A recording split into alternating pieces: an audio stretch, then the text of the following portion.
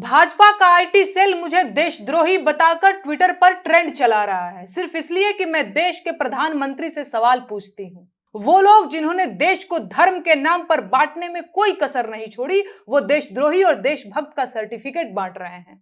लोकप्रिय लोक गायिका नेहा सिंह राठौर एक बार फिर से चर्चा में है।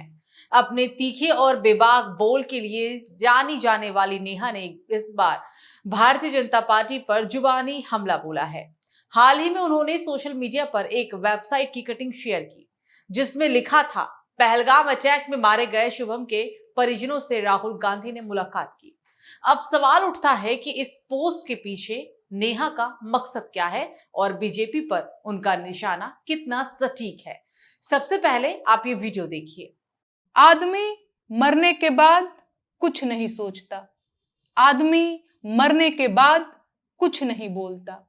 कुछ नहीं सोचने और कुछ नहीं बोलने पर आदमी मर जाता है। नेहा का सवाल था कि जो सरकार में है, क्या उन्होंने भी यही संवेदनशीलता दिखाई? उनका कहना है कि जो लोग देशभक्ति के नाम पर वोट मांगते हैं, वही असल दर्द से आंख मूंद लेते हैं। उनके इस वीडियो को सोशल मीडिया पर भारी प्रतिक्रियाएं मिल रही हैं। कुछ लोग इसे सच्ची आवाज बता रही हैं, तो कुछ इसे सियासी ड्रामा करार दे रही हैं। नेहा ने एक और नया वीडियो जारी कर बीजेपी पर जुबानी हमला बोला। इससे पहले नेहा ने एक वेबसाइट की कटिंग शेयर की, जिसमें लिखा था, पहलगाम अटैक में मारे गए शुभम के परिजनों से राहुल गांधी से की मुलाकात। इस दौरान शुभम के पिता संजय ने राहुल से कहा कि अगर इंदिरा जिंदा होती तो ये नहीं होता। अब आप ये भी वीडियो देखिए। आप लोगों ने बचपन में उस चरवाहे की कहानी जरूर सुनी होगी, जो बार बार भेड़िया आया का झूठा शोर मचाता था, लेकिन हर बार जब गांव वाले उसे बचाने के लिए दौड़ते हुए आते थे तो वो उन पर हंसता था। फिर जब एक दिन सच में भेड़िया आ गया तो लड़के ने बहुत शोर मचाया, लेकिन उसे बचाने कोई नहीं आया। अंधभक्त और आईटी सेल के लोग यही भेड़िया आया वाला खेल पूरे देश के साथ खेल रहे हैं। आते जाते हर किसी को वो देशद्रोही कह रहे हैं, चाहे कोई देश को हिंदू मुसलमान में बांटने के एजेंडे के खिलाफ बोल रहा हो या कोई सरकार से उसकी जिम्मेदारियों का हिसाब मांग रहा हो।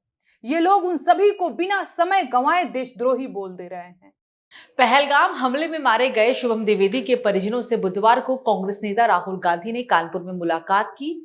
भावुक माहौल में शुभम के पिता संजय द्विवेदी ने राहुल से कहा कि अगर आपकी दादी इंदिरा गांधी जिंदा होती तो ये नहीं होता। उनका ये बयान आतंकवादियों पर सख्त कार्रवाई की मांग को लेकर दिया गया। मुलाकात के दौरान क्या कुछ बातचीत हुई, अब आप ये सुनिए। हमारी मीटिंग हुई, ऑपोजिशन की मीटिंग हुई और पूरे ऑपोजिशन ने कहा कि देखिए, जल्दी से जल्दी सख्त कार्रवाई होना चाहिए। अब वो आपके ऊपर है, क्या करना है। आप सरकार में हो, अगर हम होते तो हम कर देते, बट होना है।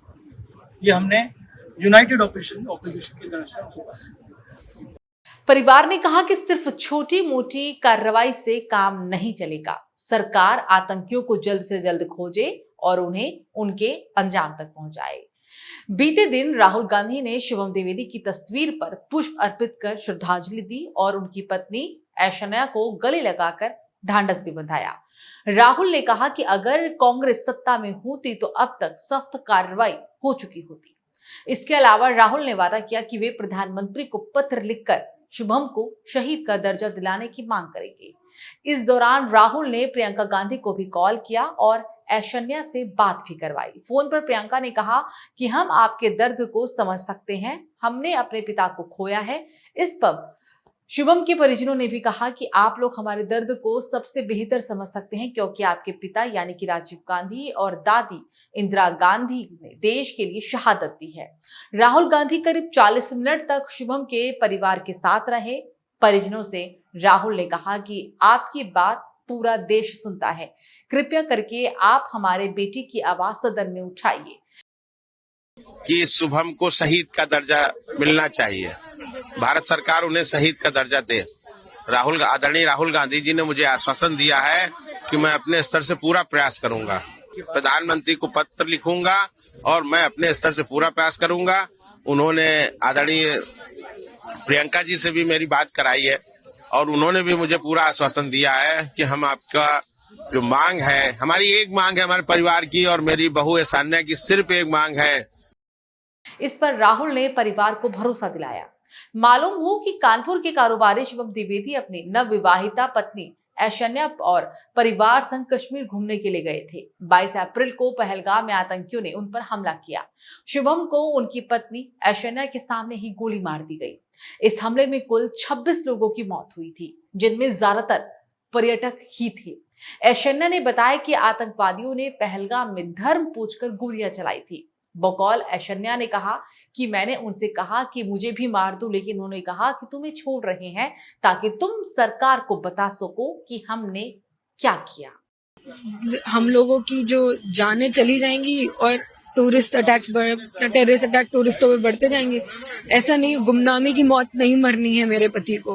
उसको शहीद का दर्जा मिलना चाहिए और उसे अमर करके, उसे शहीद करके ये गवर्नमेंट, ये देश भी आतंकवाद को दिखाएगा कि आपने मारा है, हमने उन्हें अमर किया है। तो शायद उनकी अगली हिम्मत ना हो कि आपके देश के बच्चों को, आपके देश के लोगों को खत्म करे। इससे पहले भी नेहा सिंह राठौर के खिलाफ लखनऊ के हजरतगंज पुलिस स्टेशन में एफआईआर दर्ज की गई है। ये एफआईआर उनके सोशल मीडिया पर किए गए एक पोस्टर को लेकर था, जिसमें उन्होंने हाल ही में पहलगाम हमले पर सवाल उठाए थे। ये एफआईआर कवि अभय प्रताप सिंह उर्फ अभय सिंह निर्भीक के द्वारा दर्ज की गई थी। एफआईआर में कहा गया था कि नेहा सिंह राठौर ने अपने ट्विटर हैंडल @नेहा सिंह राठौर से कई आपत्तिजनक पोस्ट किए, जिनमें राष्ट्रीय अखंडता पर प्रतिकूल प्रभाव डालने की कोशिश की गई और धर्म और जाति के आधार पर एक दूसरे समुदाय के खिलाफ अपराध को उकसाने की कोशिश हुई। इसके अलावा उनका आरोप है कि राठौर लगातार पहलगाम हमले में मारे गए निर्दोषों पर सवाल उठाकर समाज में अस्थिरता पैदा कर रही हैं। एफआईआर में यह भी कहा गया कि नेहा सिंह के ट्वीट्स पाकिस्तान में वायरल हो रही हैं और वहां के मीडिया में उनका प्रचार किया जा रहा है, जहां उनके बयान भारत के खिलाफ इस्तेमाल हो रहे हैं। नेहा सिंह राठौर ने पहलगाम में हुए आतंकी हमले को सरकारी चूक करार दिया था। उन्होंने तीखे शब्दों में सरकार की आलोचनाओं की और कहा कि ये घटना बिहार चुनाव में राजनीतिक रूप से इस्तेमाल की जाएगी।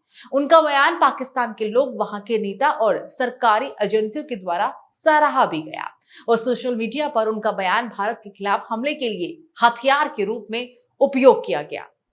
नेहा सिंह राठौर का हर बयान सत्ता और सिस्टम पर एक तगड़ा सवाल खड़ा करता है। क्या उनकी ये बात सिर्फ एक सोशल मीडिया पोस्ट तक सीमित है या इसके पीछे कोई गहरी राजनीतिक रणनीति है? क्या बीजेपी इस पर कोई प्रतिक्रिया देगी? आपकी क्या राय है? क्या नेहा सही सवाल उठा रही हैं या फिर सुर्खियों में रहने का तरीका अपना रही हैं? आप हमें कमेंट सेक्शन में जरूर बताएं। नमस्कार।